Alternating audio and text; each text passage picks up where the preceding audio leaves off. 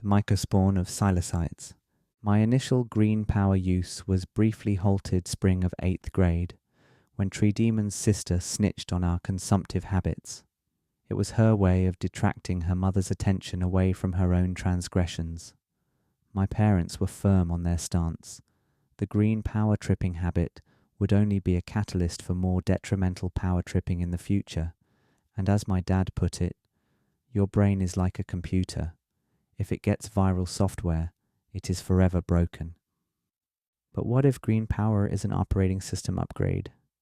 I argued back, with a position I'd obviously take. You just don't understand what it really does. It was no use, though, as I was reminded that I was only 14 years old and had to do what my elders told me or face restrictive consequences even worse than my current situation. So I went ahead and abstained for a couple months before finding a way back, mostly through the simple lie that my friends and I had all moved away from the green power lifestyle. I guess my parents didn't want me to be friendless, so they said they'd trust me and let me hang out with them again. Our task became having actual activities to say we were doing so that it would sound like we weren't consuming green power. It could be video games or playing some kind of sport outside, but never could we call it going on walks in the woods, unfortunately. My use of green power continued without trouble throughout the summer and into 9th grade. I wasn't tempted by any of the other powers and was quite content with meeting different upperclassmen through my green power purchases and group sessions after school. This notion of the green power being a gateway to the dangerous powers felt hyperbolic to me.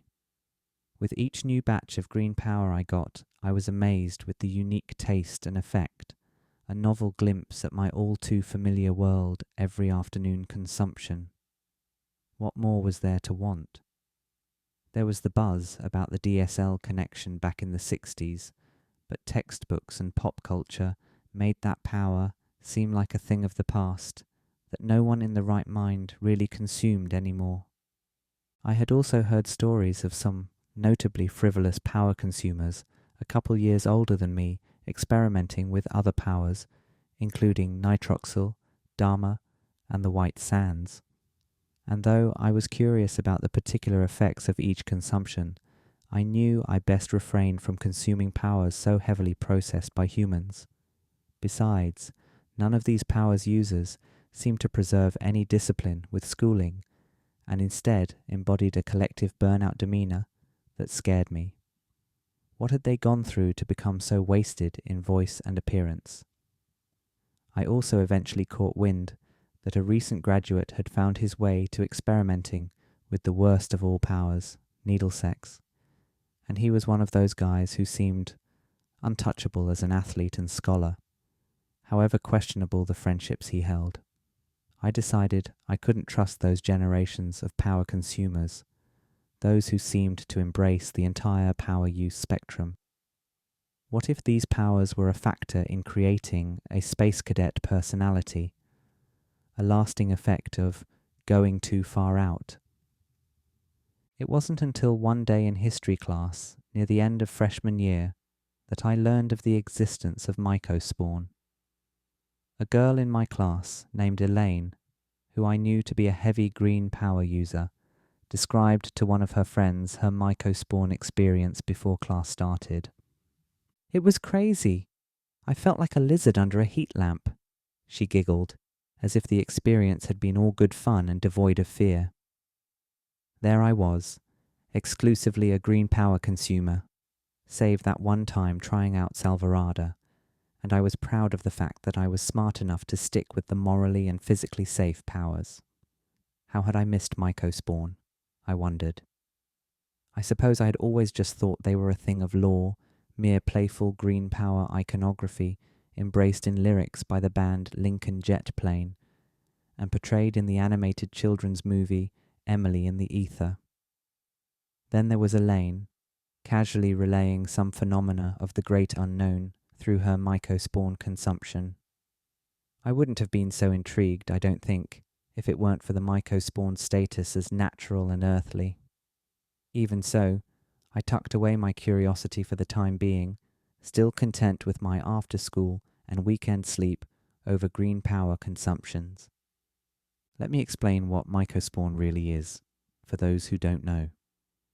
There are plenty of normal mycospawn that are available at the grocery store, the ones most of us are aware of our whole lives, and they do not possess any powers other than subtle nutritional properties. One may spot them on walks in the woods after a fresh rain, but we are usually taught to leave these mycospawn alone. Generally, they are phallic in shape, as well as they are wet and soft as a used one. Then there are the mycospawn that contain the power of psilocytes, a truly wise and cleansing power that delivers one to the great unknown, its possible place of birth. These mycospawn can be found in the wild without a clear evolutionary advantage for containing the psilocytes they possess. There is the possibility that psilocytes get something from us in return when we consume mycospawn, the experience made to feel beneficial for us so that the seed of mycospawn can proliferate. But this is only one of endless possibilities concerning the reason for its presence. Psilocytes conjuring mycospawn have been illegal as long as organized governments devoid of spiritual connection have known about them. But now, psilocytes is getting more media attention, and highly paid people are making investigations. Back when I first heard of mycospawn, knowledge of its safety hadn't become mainstream. It was a mysterious territory, with the stories of my peers consuming the stuff serving as my only known source.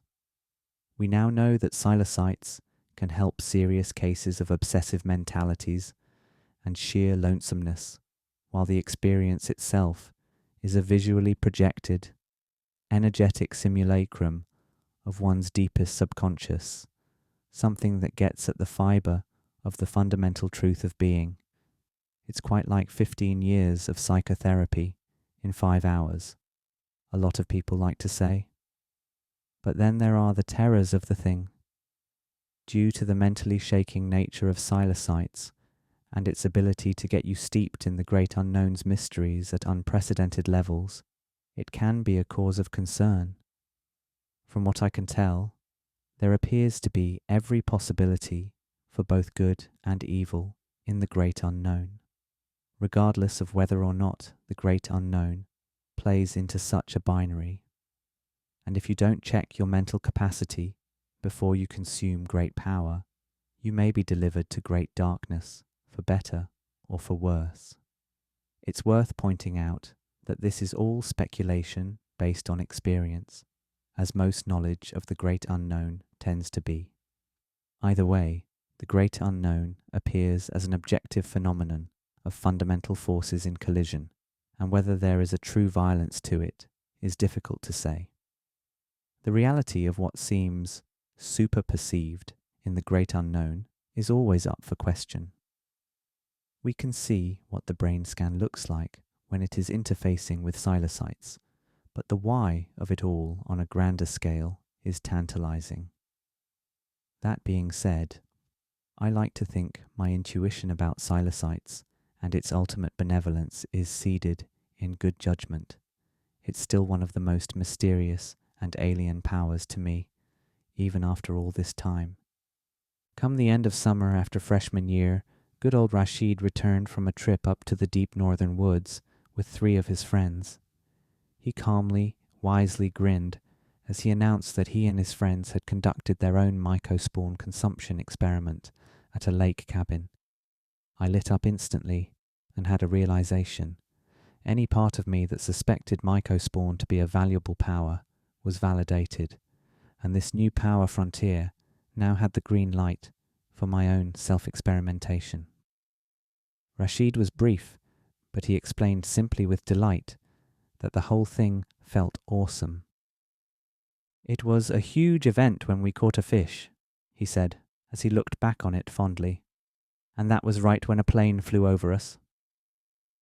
Apparently, the synchronicity of the plane with the catching of the fish felt like a monumental celebration to them, with no shortage of joy and flight in the air for everyone. I pictured them in a canoe on that pond, with unnaturally massive waves surrounding them as they caught a shark-sized fish. He depicted it as an innocent distortion of everyday recreational events, and I couldn't see any harm in that. As for the great unknown, they had unshakable faith in that the entire time, because how great of a time would it have been if they hadn't? Why risk a dark interaction in the great unknown? Why question the wisdom of Psilocytes if they chose to consume his sacrament? The adventure of it all was enough to get me raring to go. I was ready to plan my first mycospawn consumption the minute I encountered them.